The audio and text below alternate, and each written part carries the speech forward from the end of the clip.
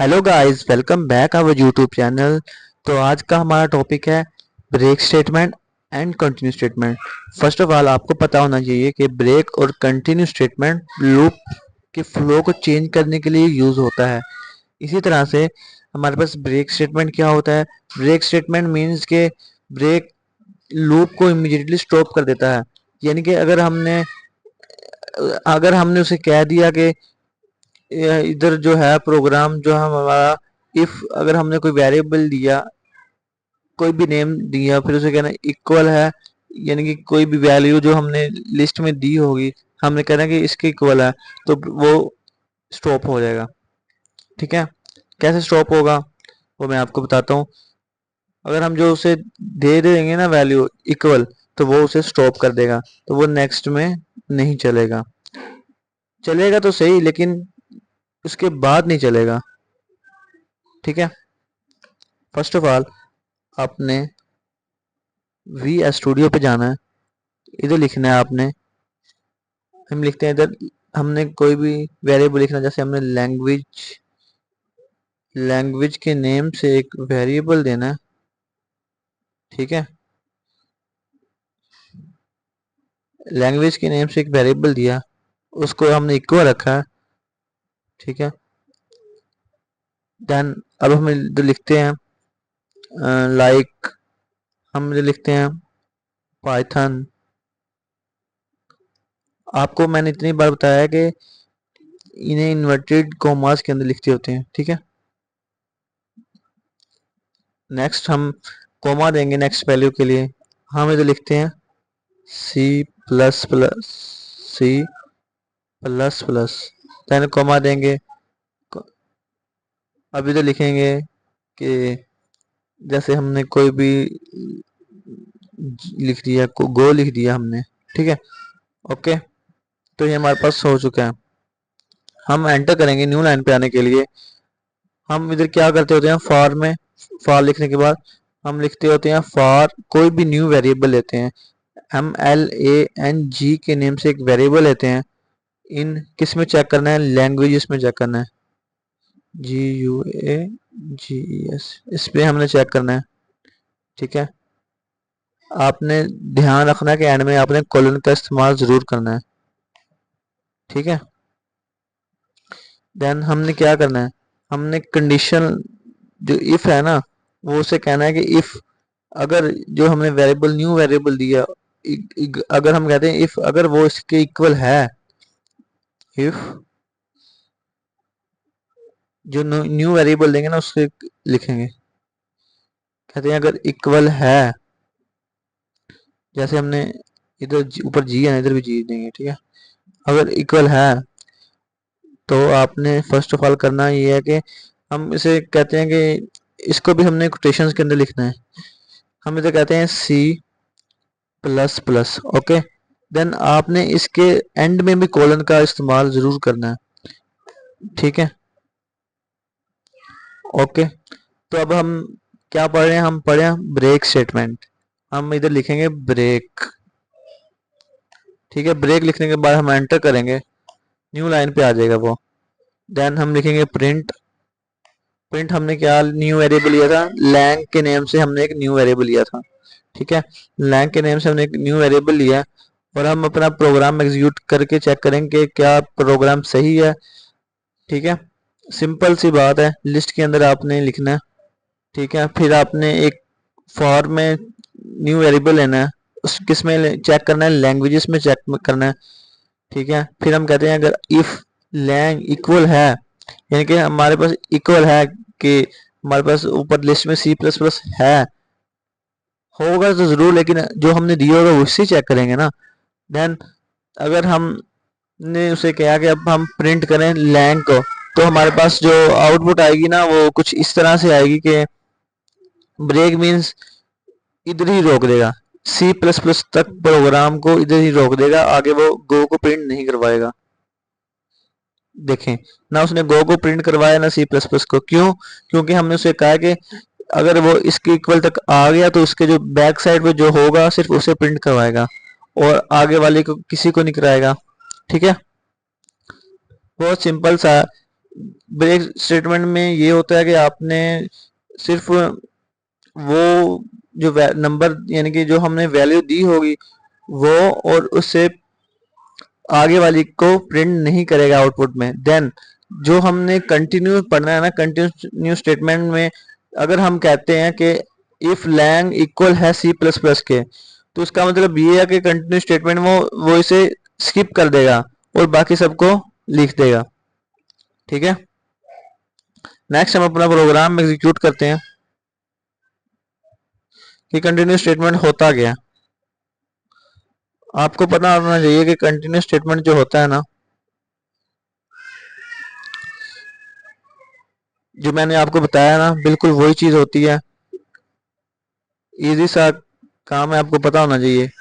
यानी कि continue current iteration को स्किप करता है, यानी कि जो हमने इटरेशन दी हुई ना, जैसे मैंने कहा if lang is equal to C plus plus, यानी कि हमारे पास है ना, तो ये इसे स्किप कर देगा और नेक्स्ट इटरेशन पे जंप कर लेगा।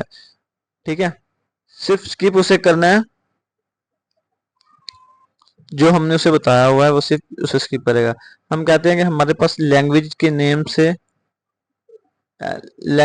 एक वेरिएबल है, जैसे हमने ऊपर लिया, हम इक्वल कहते हैं, ये हमारे पास इक्वल है, स्क्वेयर ब्रैकेट्स हम इसे कहते हैं कि हमारे पास है पाइथन। मैंने आपको एक पहले भी बताया कि इसको कोटेशंस के अंदर लिखेंगे पाइथन। और आपने ये देखना है कि अगर आप सिंगल कोटेशन में लिख रहे हैं तो नेक्स्ट वैल्यू भी सिंगल कोटेशन के अंदर लिखें। ये ना हो कि फर्स्ट आपने सिंगल कोटेशन में लिखी है और आप सेकंड वैल्यूज की को है वो आप डबल कोटेशन के अंदर लिख रहे हो, ऐसा नहीं हो सकता। सी, ठीक है, then comma C, then C plus plus, comma, then हम लिखते हैं कोई भी लिख सकते हैं, जैसे हमने लिखा जावा, जावा। ओके, बिल्कुल उसी की तरह जैसे हमने ऊपर वाला ब्रेक स्टेटमेंट वाला किया ना, उसी की तरह हम लिखेंगे फॉर,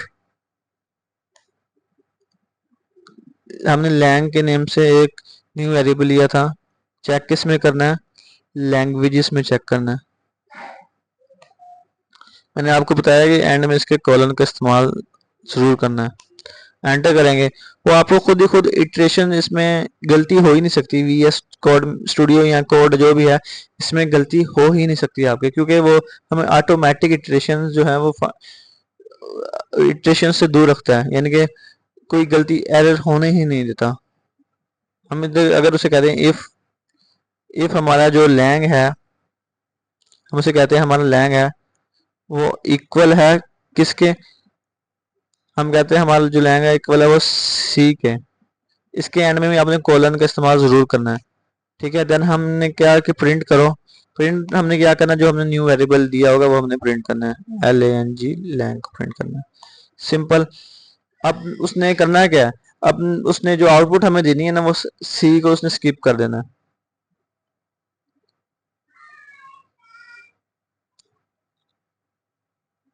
ये देखें,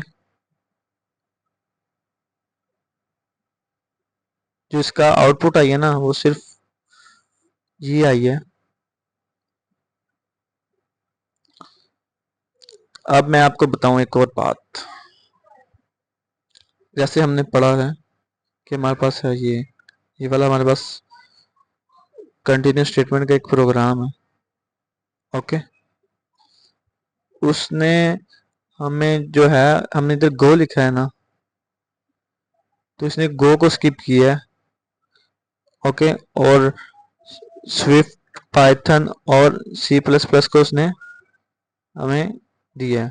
हमारी गलती क्या हुई आप बताएं मुझे, आप गलती बताएं। मैंने ये गलती आपके लिए छोड़ी है, चलें मैं आप बताता हूँ।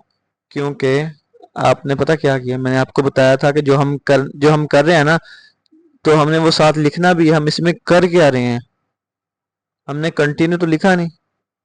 अगर हम कंटिन्यू लिखेंगे नहीं लिखेंगे तो वो हमें कोई रॉन्ग ही आंसर देगा।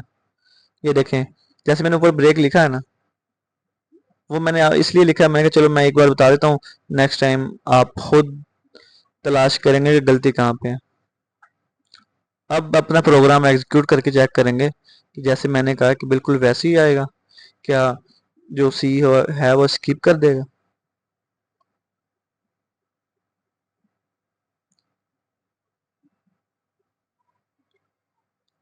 बताएं आप, क्या होगा वो। अब प्रोग्राम क्या उसे स्किप करेगा या नहीं करेगा? हम्म चेक कराऊं आपको प्रोग्राम एग्जीक्यूट करके? चलें, हम अपना प्रोग्राम एग्जीक्यूट करते हैं और चेक करते हैं। ये मुझे लगता है इसका ना कोई गलती दे रहा है, किस चीज़ की गलती दे रहा है। कभी कभार ना हो जाता है कर्नल का इशू, जिसकी वजह से वो गलती देता है। ठीक है, कर्नल क्या मसला भी होता है। कभी कभी आपने पता क्या करना, कर्नल को रिफ्रेश कर लेना। अगर आपका प्रोग्राम आपको पता हो कि ये बिल्कुल राइट है तो आपने उसे रिफ्रेश कर लेना। ओके, अब चेक करेंगे। ओ सॉरी, इधर आएगा कंटिन्यू, CONTINUE, कंटिन्यू, वो खुद ही देगा आपको। अब चेक करिएगा, ये देखा जो हमने उसे कहा है ना कि C++ करो, यानी कि वैसे स्किप कर देगा वो। कभी कभार आपको एक और बात बताऊं कि कर्नल का इशू करता है, तो आपने, अगर आपको आप खुद अपने आप पर बिलीव होगा ना कि जी ये मेरा बिल्कुल राइट है, तो आपने उसे दोबारा करके देखना है। ओके हो गया?